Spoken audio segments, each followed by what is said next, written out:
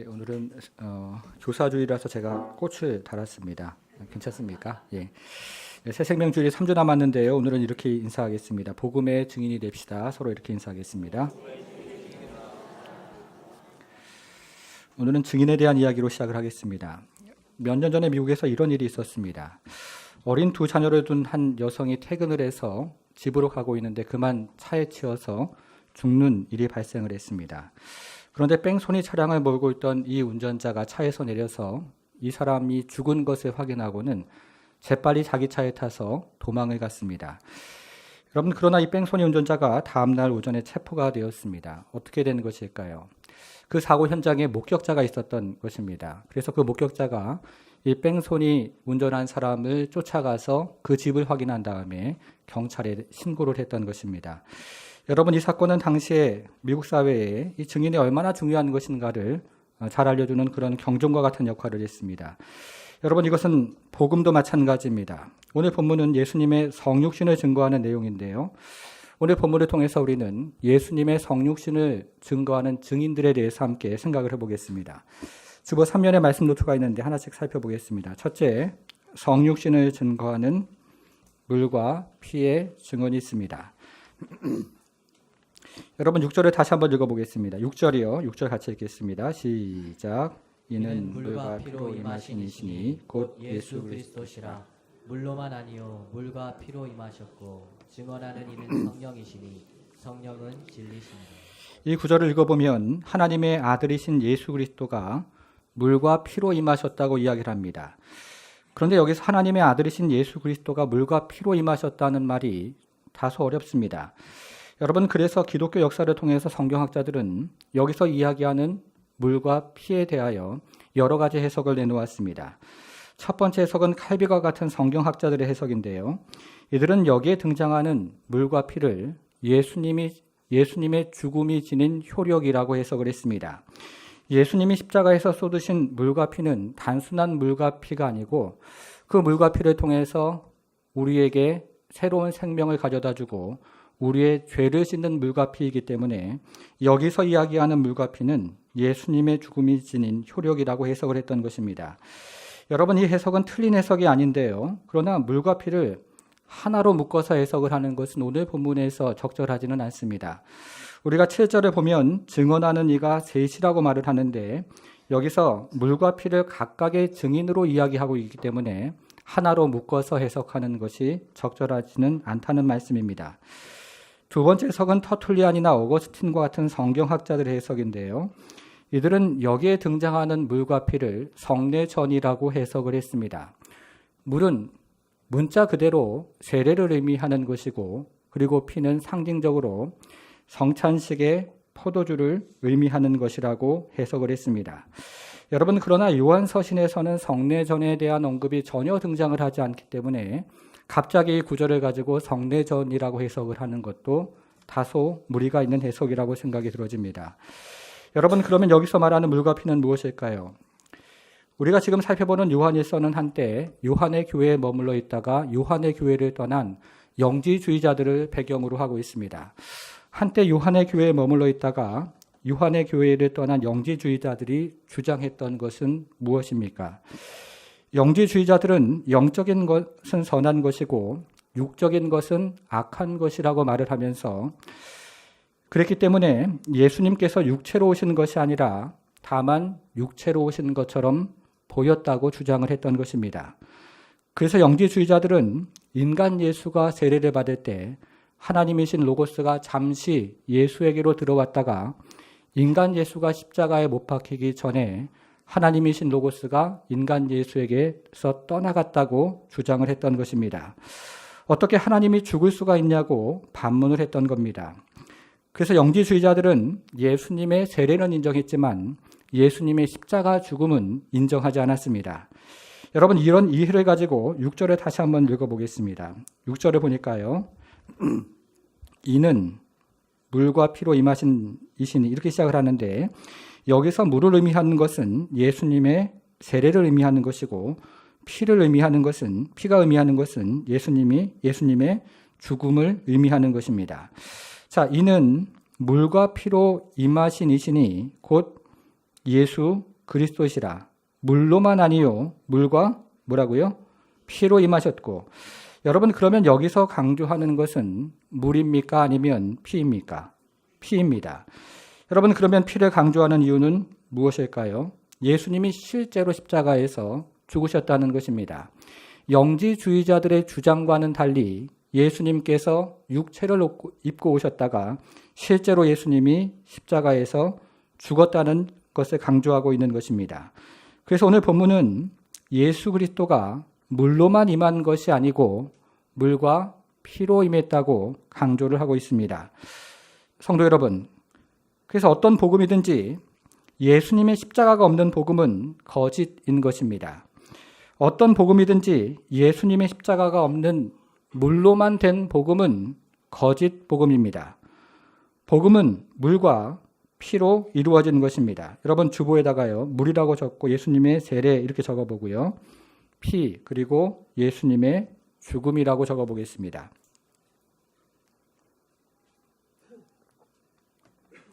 자, 이제 두 번째를 보겠습니다. 둘째요.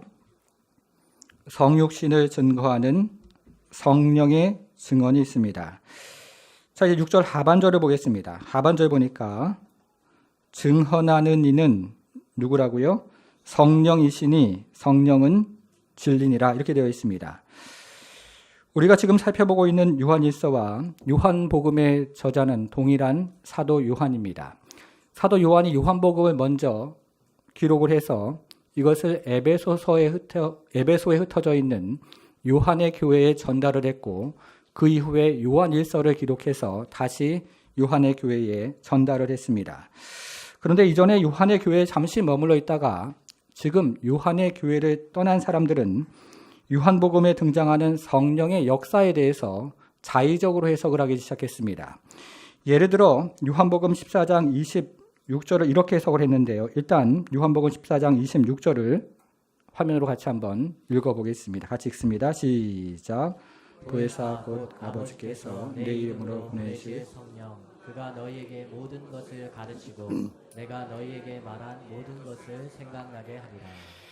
여러분 영지주의자들은 이 말씀을 자의적으로 해석을 해서 성령께서 모든 것을 가르쳐 주기 때문에 사도들이 전해주는 하나님의 말씀은 필요하지 않다고 주장을 했습니다. 성령의 계시가 있기 때문에 말씀의 계시가 필요 없다고 주장을 했던 것입니다. 그러면서 교회는 매우 심각한 혼란에 빠져들기를 시작했습니다. 여러분 그러나 요한복음 14장 26절은 그런 의미가 아닙니다. 이 구절을 해설하고 있는 요한복음 15장 26절은 이렇게 이야기를 합니다. 이것도 같이 한번 읽어보겠습니다. 시작. 내가 아버지께로부터 너희에게 보낼 보혜사 곧 아버지께로부터 나오시는 진리의 성령이 오실 때에 그가 나를 증언하실 것이요. 성도 여러분, 우리 인간은 누구나 엄마 뱃속에서 태어나면서부터 죄인으로 태어납니다. 세상이 보기에는 좀 더 착한 사람이 있고 좀 더 악한 사람이 있지만 하나님 보시기에는 모두가 죄인으로 태어나는 것입니다. 그래서 모든 인간은 죄인으로 태어나서 죄인으로 살다가 죄인으로 죽게 됩니다. 여러분 그러나 예수를 믿고 성령으로 거듭나면 어떤 일이 일어납니까? 예수를 믿으면 성령께서 이 세상에 묶여있고 마귀에게 묶여져 있는 결박된 마음을 풀어주십니다. 그리고 성령께서 새로운 생명을 우리에게 주시고 하나님을 사랑하는 마음을 물붓듯 부어주십니다. 여러분 이와 같은 성령의 사역을 성령의 보증사역이라고 하는데요. 이와 같은 성령의 보증사역이 역사를 통해서 계속해서 반복이 되었습니다. 예를 들면 감리교회 창시자인 존 웨슬리는 올더스게이트에서 성령께서 그의 마음 가운데 하나님의 사랑을 물붓듯이 부어주시는 것을 경험을 합니다. 그리고 우리가 잘 아는 철학자 중에서 파스칼도 성령의 보증사역을 경험한 후에 이 체험을 양피지 조각에 적어서 평생토록 기억하기 위해서 그의 겉옷 안쪽에 꿰매고 다녔습니다. 이것은 평양 대부흥 때도 마찬가지였습니다. 역사에서 일어나는 진정한 부흥은 단지 숫자가 늘어나는 것이 아니고 하나님의 성령이 사람들 마음 가운데 강력하게 부어지면서 내가 정말로 하나님의 자녀인 것들을 보증하는 그런 역사들이 일어났던 것입니다.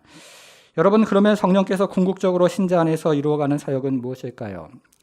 성령께서 신자 안에서 거듭나는 역사를 일으키시면 이제 신자는 새로운 영적인 지각이 띄어지면서 예수 그리스도를 바라보도록 그렇게 성령께서는 역사하십니다. 그 전에 우리 인생은 세상이 전부인 줄 알고 세상을 바라보면서 살아왔는데 성령의 거듭나는 역사를 경험하면 성령께서 우리의 영적인 지각을 열어주셔서 우리는 그때부터 예수 그리스도를 바라보도록 그렇게 살아가는 것입니다.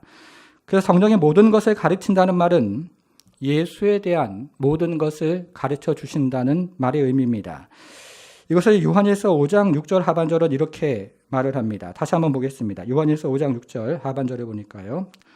증언하는 이는 누구라고요? 성령이시니. 예수님을 증언하는 이는 성령이시니 성령은 진리니라. 성령이 예수님에 대한 모든 것을 증언하신다는 겁니다. 여러분, 그런데 여기서 증언한다는 말이 원문에서는 현재 시제로 되어 있기 때문에 성령께서 계속해서 예수님에 대해서 증언한다는 의미로 되어 있습니다. 여러분, 그래서 우리가 예수 복음을 들으면 은혜가 되고 예수 찬송을 부르면 세상 걱정 근심 다 떠나가게 하고 그리고 예수님의 이름으로 기도를 하면 은혜와 능력을 경험하는 것입니다. 이것이 바로 내주하시는 성령의 사역인 것입니다. 여러분, 주보에다가요 성령이라고 적고 예수를 바라보게 함 이렇게 한번 적어보겠습니다.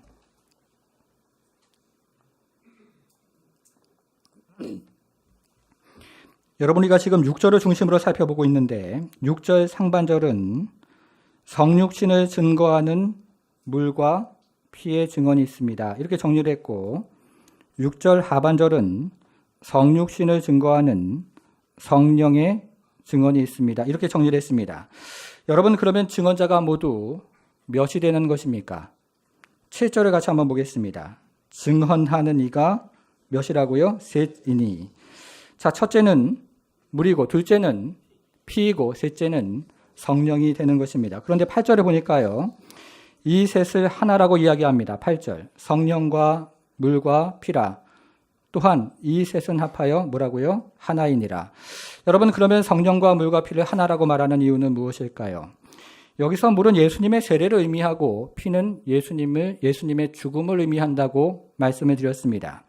그런데 예수님이 세례를 받을 때 성령님이 예수님이 하나님의 아들이신 것을 증거하셨습니다. 그리고 예수님이 십자가에서 피 흘려 돌아가신 바로 이후에 성령께서 신자의 내면 가운데 임하시면서 예수 그리스도가 바로 하나님의 아들이신 것을 증언하셨던 겁니다. 그래서 성령이 예수님의 세례도 증언하셨고 동일한 성령이 예수님의 죽음도 증거하셨습니다. 그래서 성령과 물과 피를 하나라고 오늘 본문은 이야기를 하고 있는 것입니다. 여러분, 이렇게 오늘 본문은 계속해서 성령과 물과 피를 이야기하면서 성육신의 사역에 대해서 이야기를 하고 있는데요. 여러분, 그러면 오늘 본문이 성육신을 이토록 강조하는 이유는 무엇일까요? 이제 오늘 본문을 시작하는 5장 4절과 5절을 같이 한번 보겠습니다. 5장이요. 4절과 5절 같이 한번 읽어보겠습니다. 시작.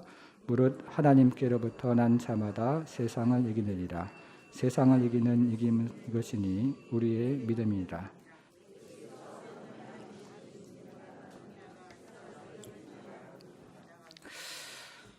여러분, 여기서 먼저 세상이라는 말이 등장을 하는데요. 오늘날을 살아가는 성도들이 세상의 본질을 제대로 무엇보다도 이해하는 것이 매우 중요합니다. 성도 여러분, 여러분들은 이 세상의 본질이 무엇이라고 생각을 하십니까? 자, 요한일서 5장 19절로 가보겠습니다. 요한일서 5장 19절. 또 아는 것은 우리는 누구에게 속해 있습니까? 하나님께 속하고 온 세상은 누구에게 속해 있습니까? 그럼 여기서 악한 자가 누구일까요? 마귀이죠, 그렇죠? 이 세상을 지배하는 것은 마귀입니다. 비록 일시적이고 비록 제한적이긴 하지만 이 세상을 지배하는 것이 마귀라고 성경은 이야기를 합니다. 여러분, 물론 여기서 이야기하는 세상은 물리적인 세상을 의미하는 것이 아니고 하나님이 없는 가치관을 의미하는 것입니다. 여러분, 그러면 마귀는 오늘날에도 이 세상에서 어떻게 일을 하고 있을까요? 이제 화면을 통해서 요한복음 8장 44절 같이 한번 읽어보겠습니다. 같이 읽겠습니다. 시작. 너희는 너희 아비 마귀에게서 났으니 너희 아비의 욕심대로 너희도 행하고자 하느니라.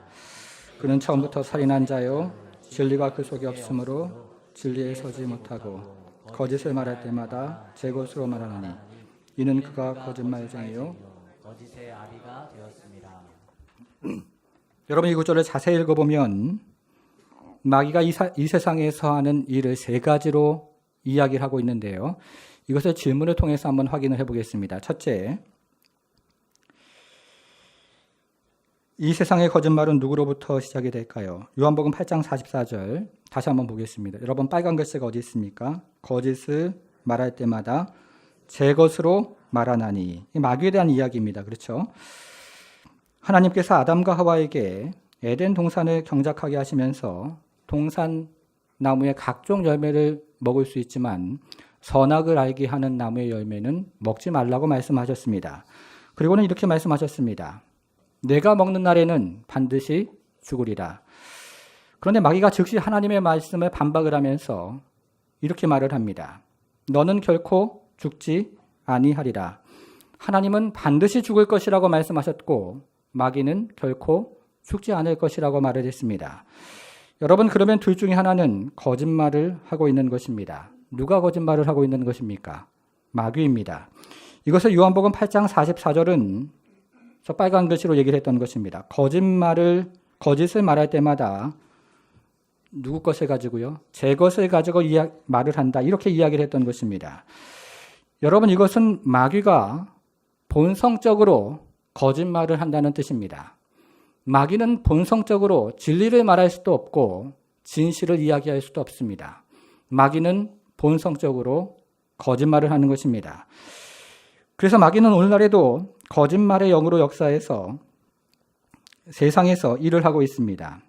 여러분, 마귀가 거짓말의 영으로 역사해서 불신자들로 하여금 예수를 믿지 못하게 합니다.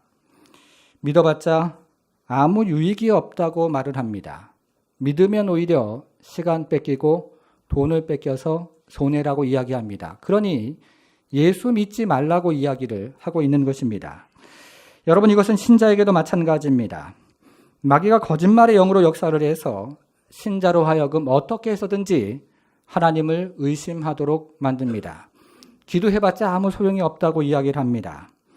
그리고 성도들과 깊이 교제하면 오히려 상처를 받는다고 말합니다. 이렇게 마귀는 기도를 막아버리고 성도들 간에 존귀하고 진실된 교제를 막아버리는 것입니다. 마귀가 거짓말의 영으로 역사를 해서 예수를 믿지 못하게 하고 우리의 신앙이 성장하지 못하도록 계속해서 끊임없이 거짓말로 방해를 하는 것입니다. 여러분 기억하십시오. 마귀가 거짓말의 영으로 이 세상에 역사를 하는 것입니다. 두 번째로 보겠습니다. 둘째는요. 여러분 이 세상의 미움은 누구로부터 시작이 될까요? 요한복음 8장 44절 다시 보니까 이번에는 어디에 빨간 글씨가 있습니까? 그는 처음부터 살인한 자요. 여러분 다시 에덴 동산으로 돌아가 보겠습니다. 하나님께서 아담과 하와에게 에덴 동산을 경작하라고 말씀하시면서 에덴 동산 안에 있는 각종 나무의 열매는 임의로 먹을 수 있지만 선악을 알게 하는 나무의 열매는 먹지 말라고 말씀을 하셨습니다. 그리고는 이렇게 말씀하셨습니다. 너가 먹는 날에는 반드시 죽으리라. 그런데 마귀가 즉시 하나님의 말씀을 반박을 하면서 이렇게 이야기를 합니다. 너희가 결코 죽지 아니하리라. 하나님은 반드시 죽는다고 말씀하셨고 마귀는 결코 죽지 않을 것이라고 이야기했습니다. 여러분 그런데 아담과 하와가 누구의 말을 들었습니까? 마귀의 말을 들었습니다. 결국 마귀는 아담과 하와에게서 영적인 생명을 빼앗았고 그리고 그의 후손인 모든 인류에게서 참된 생명을 빼앗았습니다. 그래서 마귀를 요한복음 8장 44절은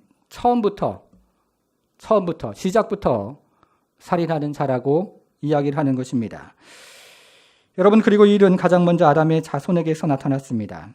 성경을 요한일서 3장 12절로 가보겠습니다. 요한일서 3장 12절을 같이 한번 읽어보겠습니다. 시작. 가인같이 하지 말라. 그는 악한 자에게 속하여 그 아우를 죽였으니 어떤 이유로 죽였느냐. 자기의 행위는 악하고 그의 아우의 행위는 의로움이라. 이것은 마귀가 이 세상에서 미움의 영으로 역사한다는 의미입니다. 마귀가 미움의 영으로 역사해서 세상이 교회를 미워하도록 만듭니다. 그리고 마귀가 미움의 영으로 역사해서 신자들 가운데 분란을 일으킵니다. 이렇게 마귀가 미움의 영으로 역사해서 세상의 교회를 미워하도록 만들고 신자들 간에 분란을 일으키게 만듭니다. 여러분 기억하십시오. 마귀는 이 세상에서 미움의 영으로 역사를 합니다. 세 번째로 보겠습니다. 셋째, 여러분 이 세상의 정욕은 누구로부터 시작이 될까요? 요한복음 8장 44절 다시 보겠습니다. 이번에는 빨간 글씨가 어디 있습니까? 아비의 욕심에 있죠. 여기서 아비의 욕심이라는 말은 이 구절에서 마귀의 욕심을 의미하는 것입니다. 그런데 아비의 욕심이라는 말이 원문에서는 아비의 정욕이라는 말로 되어 있습니다. 이렇게 이 세상의 정욕이 마귀로부터 시작이 되었다고 성경은 매우 정확하게 이야기를 하고 있습니다. 이것을 요한일서 2장 15절 16절은 이렇게 이야기를 하고 있는데요. 이번에는 요한일서 2장 15절과 16절로 가보겠습니다. 이 세상이나 세상에 있는 것들을 사랑하지 말라. 누구든지 세상을 사랑하면 아버지의 사랑이 그 안에 있지 아니하니 이는 세상에 있는 모든 것이 육신의 정욕과 안목의 정욕과 이생의 자랑이니 다 아버지께로부터 온 것이 아니요 어디로부터 왔습니까? 세상으로부터 온 것이라. 세상을 통치하는 마귀로부터 육신의 정욕, 안목의 정욕, 이생의 자랑이 왔다는 것입니다. 마귀로부터 온 것입니다. 여러분 그런데 오늘날에 살아가는 이 세상이 어떻습니까? 오늘날 이 세상이 정욕대로 살아가는 것이 자연스러운 것이라고 말합니다. 그리고 오늘날 이 세상이 정욕대로 살아가는 것을 아름답게 포장을 해가지고요. 인간의 기본적인 권리라고 가르칩니다. 그래서 오늘날을 살아가는 이 조국 사회는 정욕을 아름다운 포장지로 포장을 해서 서로 권면하는 사회가 되었습니다. 여러분 그런데 오늘날 수많은 조국교회 젊은이들이 마귀의 정욕을 분별하지 못하고 마귀의 정욕을 따라가고 있습니다. 그리고 오늘날 수많은 장년 세대들도 마귀의 정욕을 분별하지 못하고 이 마귀의 정욕을 쫓아가고 있는 것입니다. 여러분 그래서 어떤 일이 일어나고 있습니까? 조국교회 성도들이 힘 한번 제대로 써보지 못하고 그 자리에 일어나 보지도 못하고 그 자리에 그대로 주저앉고 있습니다. 영혼에 힘이 없고 영혼의 능력을 잃어버립니다. 그래서 에서의 꼴이 되어가고 있습니다. 일터에서 진급의 문제가 걸리면 회식 자리에서 주는 술과 음식을 다 받아 먹으면서 내가 죽게 되었으니 이 장자의 명분이 내게 무엇이 유익하리요? 이렇게 말을 합니다. 아이들의 학교 문제가 걸리면 신앙을 다 까먹으면서도 내가 죽게 되었으니 이것이 내게 무엇이 유익하리요? 라고 말합니다. 그리고 먹고 사는 문제가 걸리면 교회의 직분 다 내어팽겨치면서 내가 죽게 되었으니 이 장자의 직분이 내게 무엇이 유익하리요? 이렇게 이야기를 합니다. 오늘날 조국교회 성도들이 영적인 힘을 한번 제대로 써보지도 못하고 그 자리에 주저앉아 있는 꼴이 되어가는 것입니다. 영혼의 힘과 능력을 잃어가고 있습니다. 성도 여러분, 그런데 여러분들은 이렇게 사는 것이 얼마나 무섭고 얼마나 두려운 일인지 아십니까? 창세기 19장을 보면 소돔과 고모라의 멸망에 대한 이야기가 나옵니다. 하나님께서 소돔과 고모라의 죄악 때문에 불과 유황으로 이 두 성을 심판하십니다. 이제 하나님이 내리신 불이 소돔과 고모라 성에 사는 모든 사람들과 그리고 짐승들과 그리고 식물들을 다 멸했습니다. 이때 천사가 롯과 가족들에게 나타나서 소돔성을 떠나 산으로 도망해서 멸망함을 멸하라고 말합니다. 그러면서 꼭 지켜야 하는 한 가지 계명을 이렇게 말을 했습니다. 절대로 뒤를 돌아보지 말아라. 뒤 돌아보면 죽을 것이다. 그러니 앞만 보고 달려가라. 지옥에서 천국으로 건짐을 받으려면 절대로 뒤를 돌아보지 말고 앞만 보고 달려가라고 계명으로 이야기를 했던 것입니다. 여러분 그러면 여러분들은 어떻게 생각을 하십니까? 이 계명이 어려운 계명입니까? 아니면 쉬운 계명입니까? 절대로 뒤를 돌아보지 말고 앞만 보고 가라고 하는 계명이 어려운 계명일까요? 아니면 쉬운 계명입니까? 여러분들은 어떻게 생각을 하십니까? 그런데요, 이 롯의 아내가 뒤를 돌아보다가 소금 기둥이 되었습니다. 여러분, 도대체 왜 롯의 아내는 뒤를 돌아보았던 것일까요? 그것은 롯의 아내가 이 세상에 대한 미련이 있었기 때문입니다. 롯의 아내가 이 세상에 대한 미련 때문에 자신도 모르는 사이에 뒤를 돌아보았던 것입니다. 그 마음에 육신의 정욕, 안목의 정욕, 이생의 자랑으로 가득 찼기 때문에 자신도 모르는 사이에 뒤를 돌아보게 된 것입니다. 성도 여러분, 여러분들은 이런 상황에서 뒤를 돌아보지 않을 자신이 있습니까? 그리고 지금 앞만 보고 달려가고 있습니까? 이제 새 생명 주일이 3주 남았는데요. 주변에 가끔 이렇게 말씀하시는 분들이 계십니다. 젊어서 이 세상 즐기다가 죽기 전에 예수님 믿고 천국 가면 되지. 이렇게 말씀하시는 분들이 계시죠. 여러분, 이것은 예수 믿는 것이 무엇인지를 전혀 모른다고 이야기하는 것과 같습니다. 이 세상의 정욕에 사로잡히면 마지막 순간까지 뒤를 돌아보면서 소금 기둥과 같은 인생으로 마치게 되는 것입니다. 마귀가 역사하는 이 세상을 사랑하며 살아가는 것이 이렇게 무섭고 이렇게 두려운 것입니다. 이것을 깨달아야 합니다. 성도 여러분, 그러면 우리는 마귀가 역사하는 이 세상에서 어떻게 승리를 경험할 수 있을까요? 이제 요한일서 3장 8절로 가보겠습니다. 요한일서 3장 8절 같이 한번 읽어보겠습니다. 시작. 죄를 짓는 자는 마귀에게 속하나니 마귀는 처음부터 범죄함이라. 하나님의 아들이 나타나신 것은 마귀의 일을 멸하려 하심이라. 우리는 앞에서 마귀의 일이 무엇인지를 살펴보았습니다. 마귀는 이 세상에서 첫째, 거짓말의 영으로 역사를 합니다. 둘째, 미움의 영으로 역사를 합니다. 셋째, 정욕의 영으로 역사를 합니다. 여러분, 그런데 우리가 읽은 3장 8절에 보니까요. 죄를 짓는 자는 마귀에게 속하나니 마귀는 처음부터 범죄함이라. 이게 지금 현재 시제로 되어 있습니다. 오늘날에도 계속해서 미움의 영으로 죄를 짓게 만들고 정욕의 영으로 죄를 짓게 만들고 거짓말로 죄를 짓게 만든다는 것입니다. 여러분, 그런데 놀라운 사실은 그 다음입니다. 하나님의 아들이 나타나시는 것은 무엇을 멸합니까? 마귀의 일을 멸하려 하심이라. 하나님의 아들이 나타나서 마귀의 이와 같은 악한 일을 멸하신다는 것입니다. 이것을 골로새서 2장 15절은 이렇게 이야기를 합니다. 화면에 나오는데요. 같이 한번 읽어보겠습니다. 시작. 통치자들과 권세자들을 미혹하게 하여 드러내어 구경거리로 삼으시고 십자가로 그들을 이기셨느니라. 여러분, 무엇으로 마귀를 이기셨습니까? 십자가로. 하나님의 아들이 십자가로 그가 달려 죽으신 십자가로 마귀를 이겼던 것입니다.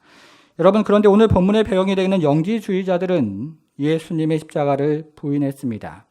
요한의 교회에 잠시 머물러 있다가 요한의 교회를 떠난 영지를 주장하는 사람들은 예수님의 십자가 죽음을 부인했던 것입니다.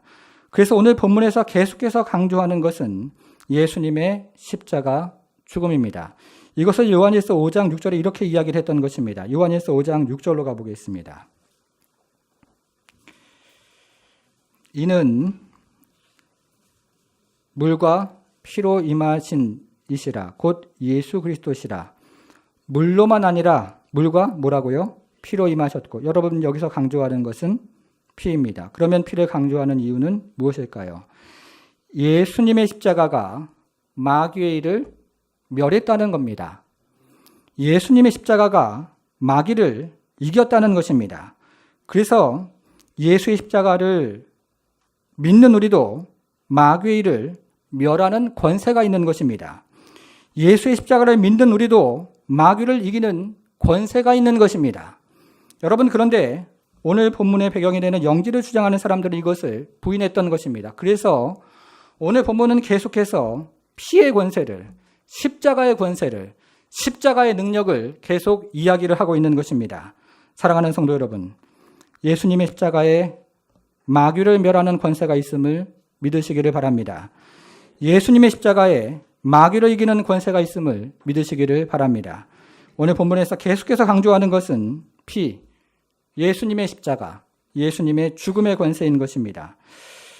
성도 여러분, 십자가로 거듭나지 않은 사람은 이 세상의 거대함과 화려함 속에서 그 속에 있는 것에 속아서 이 세상의 거대함과 화려함 속에 있는 이 세상의 본질이 무엇인지를 깨닫지를 못합니다. 그래서 십자가로 거듭나지 않은 인생은 이 세상을 성공의 대상으로만 바라봅니다. 날마다 돈을 버는 것에 관심, 그리고 날마다 승진하는 것에 관심, 날마다 정욕을 채우는 것에 관심을 가지고 인생을 살아가는 것입니다. 그렇게 인생을 마치는 것입니다. 여러분, 그러나 십자가로 거듭난 인생은 이 세상의 거대함과 화려함에 속지 않고 이 세상의 거대함과 화려함 속에 있는 마귀의 역사를 꿰뚫어 보게 됩니다. 그래서 십자가로 거듭난 인생은 이 세상을 성공의 대상으로만 바라보는 것이 아니고 이 세상을 이기는 대상으로 바라보기를 시작합니다. 그것이 바로 요한일서 5장 4절과 5절입니다. 같이 한번 보겠습니다. 요한일서 5장 4절 5절 4절 무릇 하나님께로부터 난 자마다 세상을 어떻게 합니까? 세상에서 성공한다고 되어 있지 않고 세상을 이기느니라. 세상을 이기는 승리는 이것이니 우리의 믿음이니라. 예수께서 하나님의 아들이심을 믿는 자가 아니면 세상을 이기는 자가 누구냐? 세상에서 성공하는 자가 누구냐? 이렇게 이야기하지 않고 세상을 이기는 자가 누구냐? 이렇게 말을 합니다. 십자가로 거듭나지 않은 인생은 이 세상을 성공의 대상으로 바라보지만 십자가로 거듭난 인생은 이 세상을 이기는 대상으로 바라보기를 시작합니다. 성도 여러분, 그런데 오늘날 조국교회가 어떻습니까? 오늘날 조국교회가 이 세상을 너무나 사랑합니다. 조국교회 성도들이 교회를 바라보는 기준은 그 교회가 소명을 얼마나 잘 감당하고 있느냐가 아니고 그 교회가 성공했느냐입니다. 그리고 오늘날의 조국교회 성도들은 인생을 바라보는 기준도 소명을 잘 감당하고 있느냐가 아니고 인생에서 성공을 하고 있느냐라고 생각을 합니다. 그래서 소명을 따라 직장을 결정하고 직업을 결정하는 것이 아니라 돈을 따라 직장을 결정하고 직업을 결정하는 것이 자연스러운 시대가 되었습니다. 오늘날 조국교회가 마귀에게 속아서 힘 한번 제대로 써보지 못하고 그 자리에 주저앉아가고 있습니다. 사랑하는 성도 여러분, 그러나 하나님은 우리가 이 세상에서 성공하라고 말씀하신 적이 없습니다. 그래서 마지막 날에 내가 이 세상에서 성공했느냐? 이것을 하나님 묻지 않으십니다. 그러나 하나님은 이것을 물으십니다. 너가 이 세상을 이겼느냐? 이것을 물으신다는 것입니다. 사랑하는 성도 여러분, 성도가 이 세상을 살아가는 목표는 마귀가 통치하는 이 세상에서 성공하는 것이 아니라 마귀가 통치하는 이 세상을 이기는 데 있는 것을 믿으시기를 바랍니다. 이기는 자에게 생명의 면류관이 있습니다. 여러분, 예수 믿는다고 해서 고난이 없는 것이 아닙니다. 고난이 면제되는 것도 아닙니다. 그러나 예수 믿으면 고난 속에서도 믿음으로 승리하는 은혜가 있고 예수 믿으면 환난 가운데서도 믿음으로 승리하는 은혜가 있습니다. 사랑하는 성도 여러분, 마지막까지 믿음으로 이 세상을 이기는 성도가 되기를 바랍니다. 환난이 있고 고난이 있지만 그럼에도 불구하고 찬송하고 기도하고 하나님 앞에 나아감으로 말미암아 믿음으로 우리의 인생을 이기는 모든 성도가 되기를 주님의 이름으로 축복합니다.